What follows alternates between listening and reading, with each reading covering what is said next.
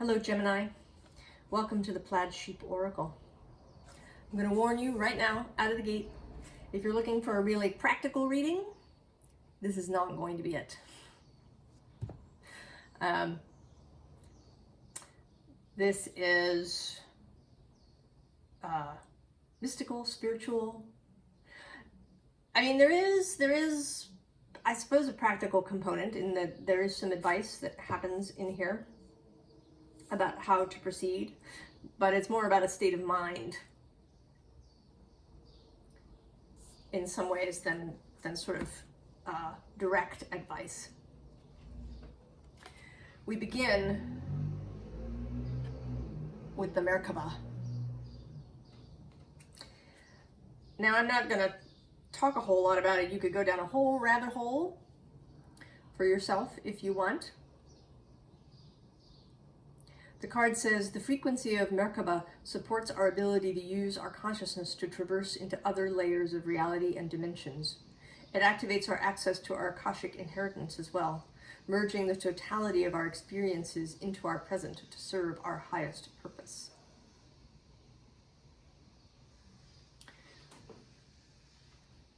The theme that has been emerging over the last group of readings has been about integrating the eternal soul, right? That aspect of us that remains in conscious contact with Source. Right? Because all of us, every cell of our body is Source. Right, including, right, the human self that we are. But we are not sort of in constant communication with that greater whole, right, our human selves. But there is an aspect of us that remains fully aware. And also not in connection, not just with the greater source, but with other souls or other soul streams, right? I don't see souls as discrete individuals that remain that way. I see souls as streams of energy that can mix and merge and shift and change. So the stream that is in you now, that has created you as a point of focus, could have been in, 2, 3, 4 different people in the past.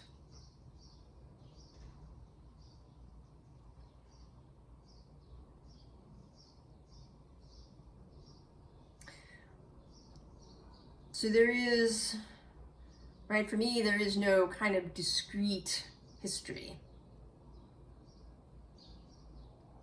But we do have access, right, to this source capability, source power, source information, right? This Akashic library, as we've called it.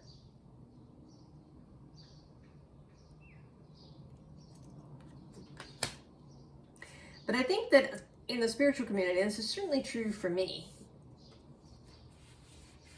there could be a sense that the soul is almost separate, right? Or we can sort of think about the soul as this kind of separate self. Like, here I am, I'm this human self, having all these trials and tribulations, and I can talk to my soul, I can ask it for advice and this kind of thing, which places, right, it places the soul as outside, right, like as a separate, but it is us, right? This is paradoxical view.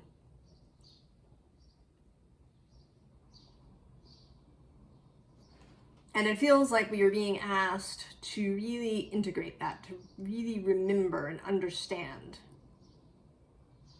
ourselves as whole, rather than as all these various fragmented parts.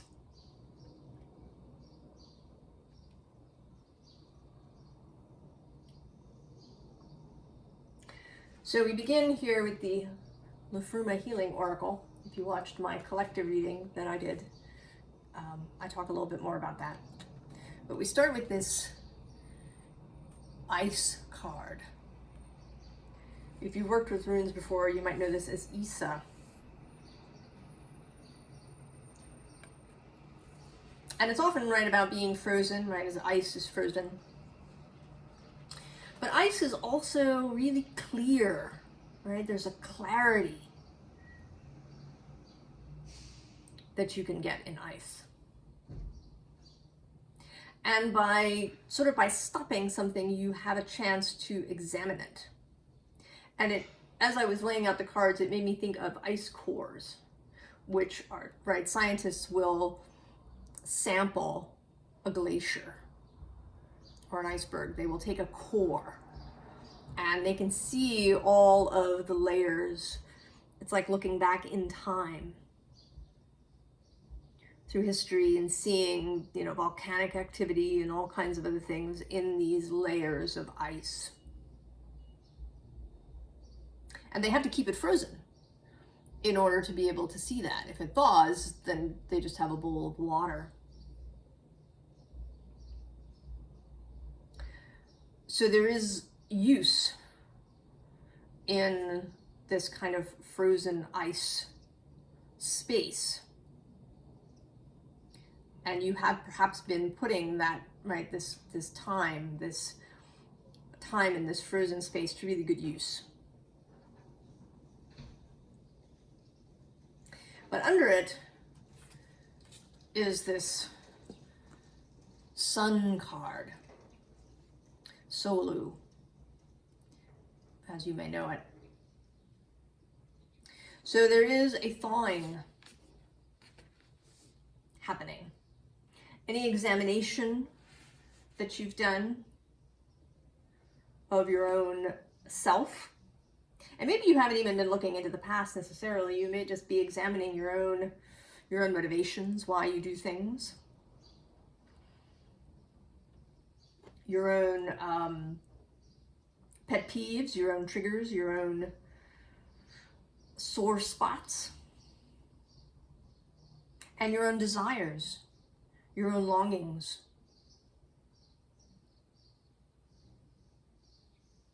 But the thaw is now underway. And the next card is this Appelbeer fruit-bearing card. Right, so one pictures a tree just laden with apples, with fruit,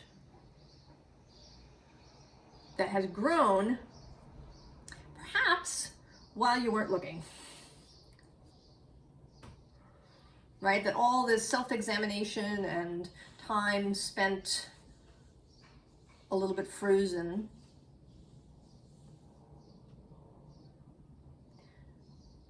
other things have been going on in the background, right? Seeds that were planted perhaps when you chose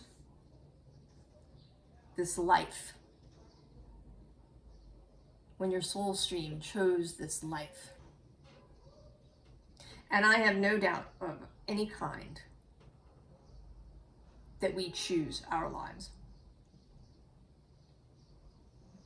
We aren't assigned. We aren't given a job by somebody. We choose.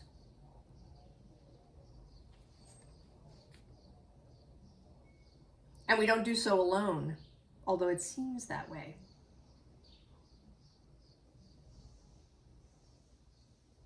Right? There may be a whole group of us, who knows how many, that choose lives here knowing that we will interact with one another.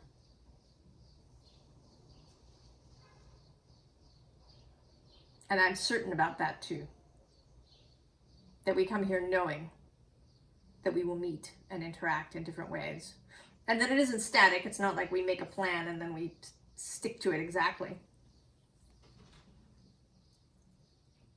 It's just a form, a knowing. We're going to come together and have an experience together. And it will probably be this, but it isn't for certain, right? Free will still reigns, and also, right, changes that might occur along the way. Who knows?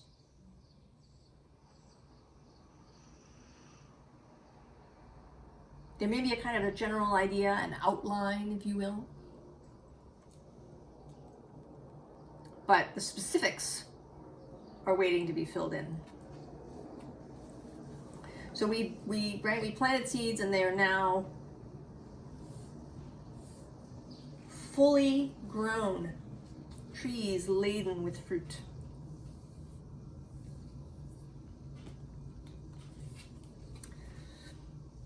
Now this next card, the condor, is labeled as cosmic doubt or ulcer. But today it's mostly about the fire for me. Right, the ice melting, coming out of the freeze. And this freeze may not be practical. I mean, it's entirely possible that you have been doing stuff through this period. You know, maybe you've gotten a new job, or you've moved, or, right, like, stuff happens, right? Life continues, but some aspect of you has been still and frozen and is now thawing out. And I think it is this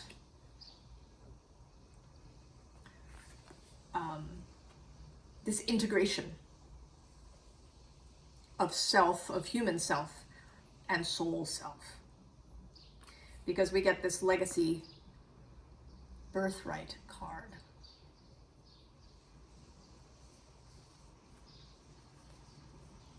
Right, so it is our birthright to know who we are, to be whole in this life. Now, I don't know, it doesn't always work out that way, right? There are people who go from birth to death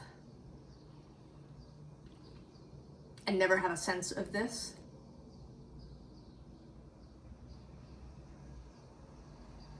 But we here, if you're watching this, and some other channels, we here are coming into this awareness of our whole selves. And I am today drawn to the fact that, right, this Merkaba is number 32, and this Edel is 23.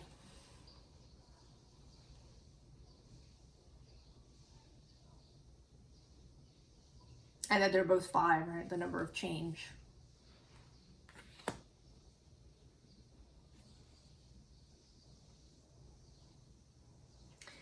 So here you are, right? You're looking, you're seeking,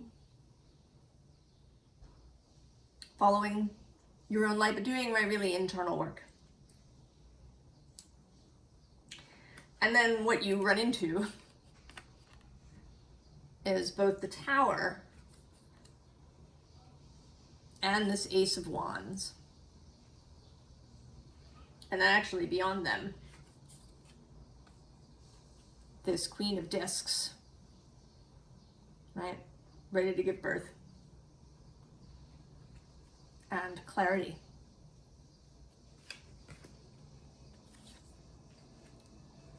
I've been finding a lot of, right, this underlying cards have really been layered up lately. Like I can go down 3, 4, 5 cards and the story continues. So this sense of there being a lot that we don't see that is underlying.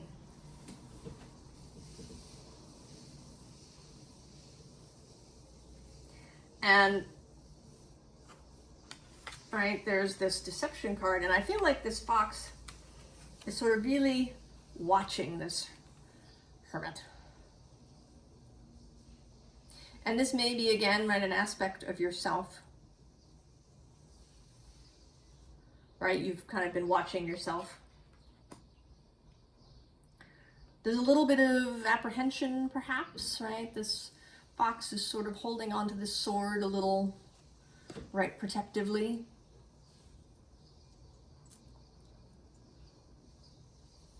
But I think that what's being held here by the fox is the understanding that you are whole.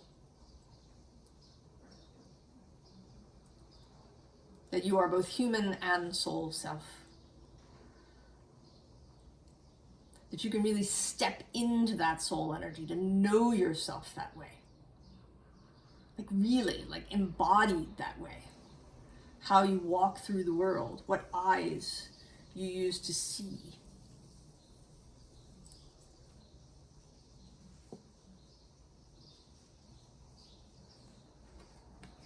And so this, right, this knowledge is there, ready to be released.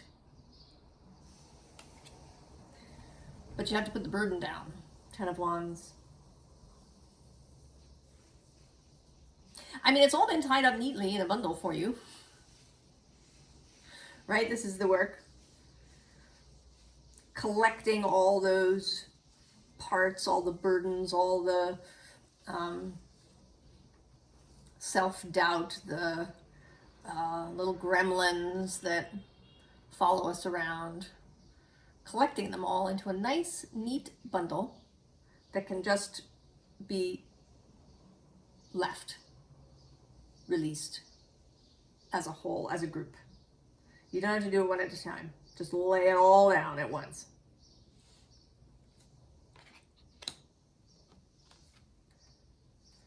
And then you can pass through, right, the portal into a new arrangement.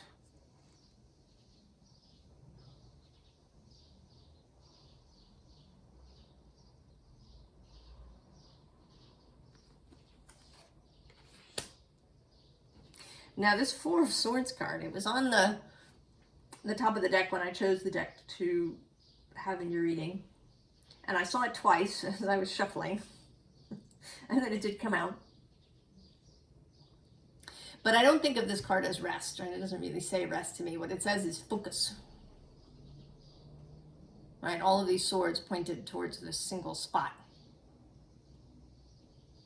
And you, Gemini, right, we've talked about you, right, choosing, focusing, channeling some of that Sagittarius energy from across the way. And, right, not forever, but just, right, for a bit in this new beginning. Right, when there's a new beginning, there needs to be a little extra focus while things get rolling. Because it's a little tricky in the beginning, right? It makes me think of like a fawn, right? A baby deer, kind of standing up on its spindly legs. For a little while, I was right. The fawn. Goodness, Mercury's been messing with my speech. The fawn has to really concentrate. Right, or babies, right? Human babies, when they learn to walk, right? You have to concentrate. Really focus on putting one foot in front of the other. But then you learn, and you can just get up and walk. So it's during this new phase that this extra focus is needed. And then we get the raw runes coming out with this walk on, waken card, self-explanatory, and actually the fruit-bearing card is underneath. And under that, actually, is generosity and the gift. So part of this thawing is rejoining the world. Because it's also possible to just go and, right, to do stuff, to go to work, to take your kids to school, to do all of these things, but still be isolated in yourself. And I don't mean that you should suddenly go out and try to make a whole bunch of new friends all at once, or that you should tell everybody that you know what you've been doing.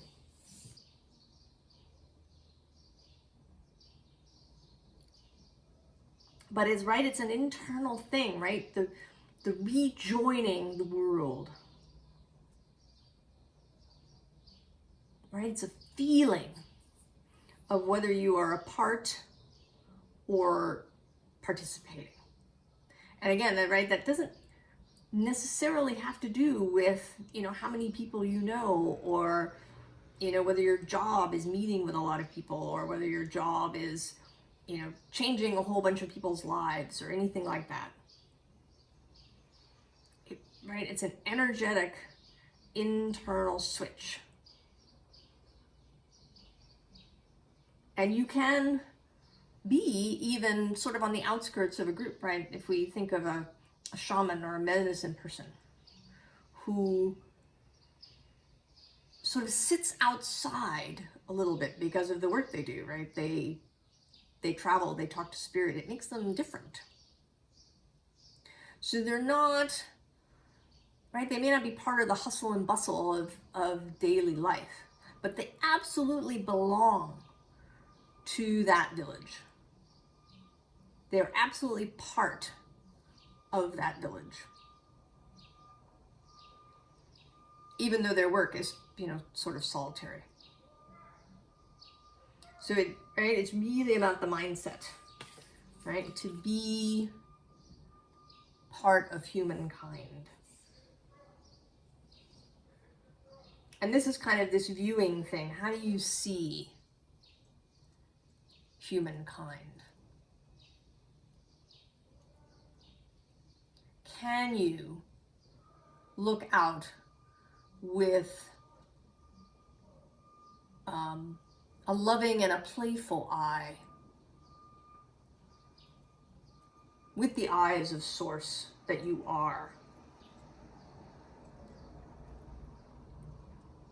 Now again, this doesn't mean that you don't try to make changes if you want to in your life or your community, or in other people's lives. But how do you go about that?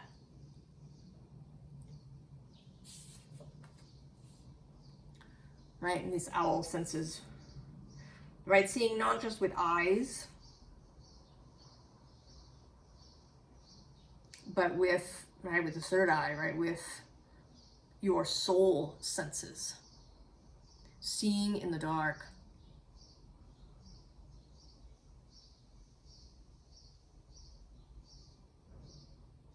Seeing through,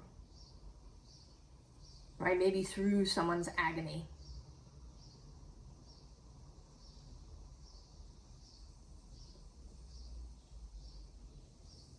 Seeing beyond, right, the superficial layers. Seeing beyond maybe a bunch of extraneous stuff that clouds the central issue.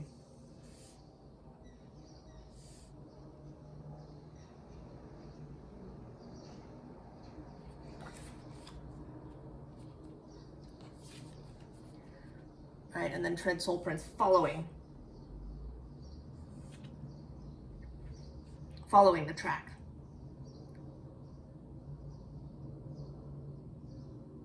Using all your senses, right? That's another birthright. That's the human birthright. Our animal birthright is all of these animal senses that we have. We've kind of abandoned a lot of them, right? We don't know automatically which way is north if we go outside, right? People often, right, can get lost easily, even more easily now, right? Everybody needs their phone to find their way. You know, knowing what the weather is going to do, interacting with plants and trees and animal life. All of those meaty human, earthy skills that we have that we've just lost touch with.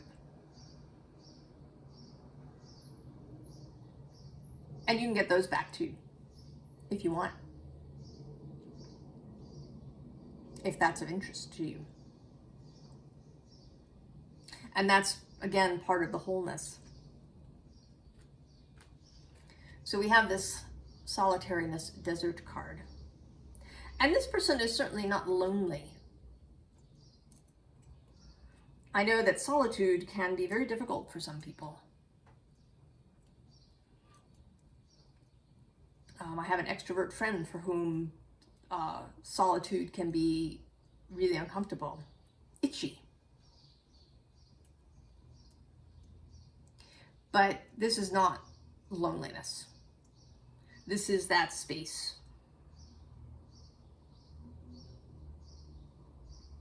Right, that many of us have been in.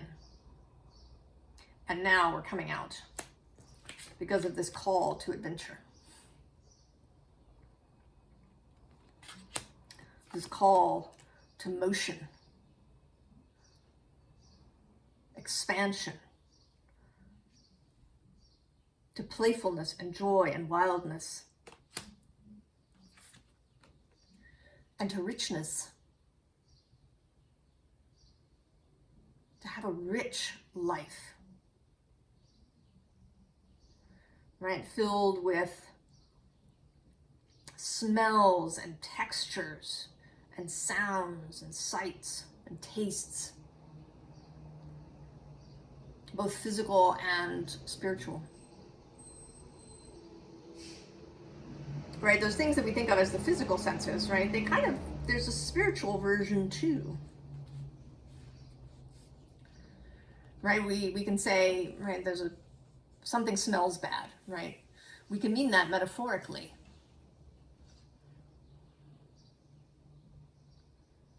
We often refer to the feel of something, right? That, someone perhaps who you meet feels really soft, or maybe they feel like they have really hard edges. Someone I know once told me that she was going on a date with someone, and she didn't know him very well, but she went and met him in his apartment, and all of his furniture was made of metal. And that was just it for her. No. That was the end of that for her. Right? There was sort of nothing soft. It was like a sharp, hard environment, and she didn't want anything to do with it. And that was, right, metaphorical. So a rich life. Now the other thing that came up for you was a poem.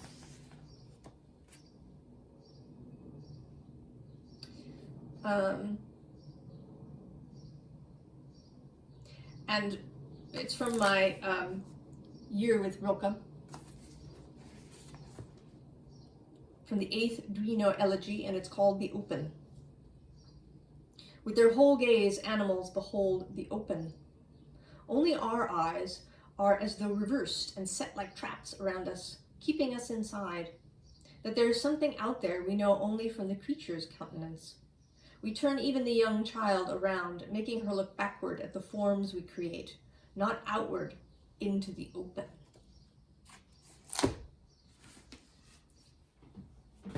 So we are moving, Gemini, into the open. And for advice, we start with the Six of Voices, which in this deck for me is, right, following intuitive guidance. Right, your soul connected always to source is there. You are. Right, you are both that and that. You are whole. You are guiding yourself. And underneath, actually, is this Seven of Materials, which I always think of as following the roses, right? Following the rose-strewn path.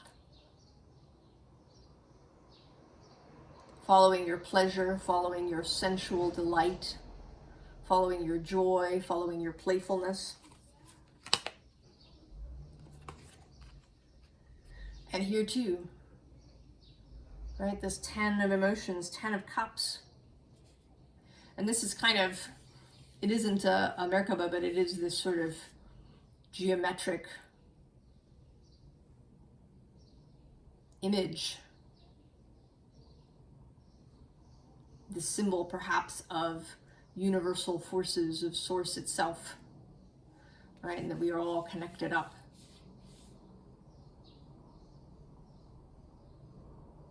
And that we want to be, right? We want to be moving in joy. And with all our senses. And then here in this Four of Materials, she's, right, she's a little, I mean, sometimes she looks just sort of internal and sensuous to me, but today she looks a little anxious, perhaps. You know, does she have enough roses? But what she's not seeing is that there's this giant rose right behind her.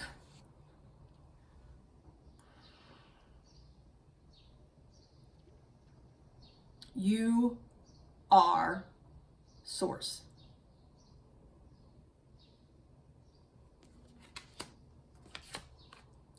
And then here in this Five of Materials,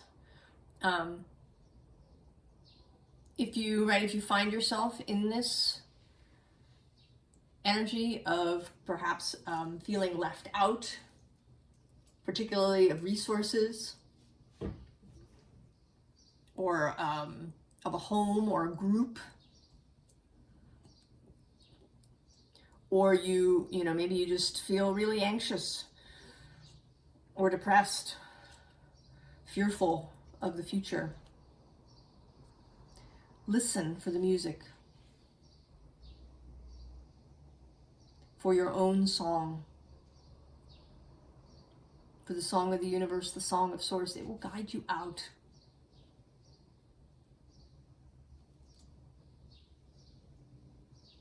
Follow your own music.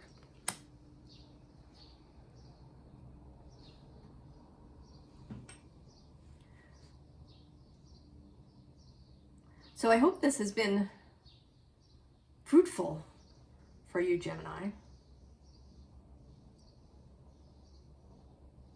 That something here will set your mind right into its focus. Will send you back out into the world, where I think we are beginning to gather. I don't know what that means. I have no idea. It's just another message that is coming up, that we are gathering.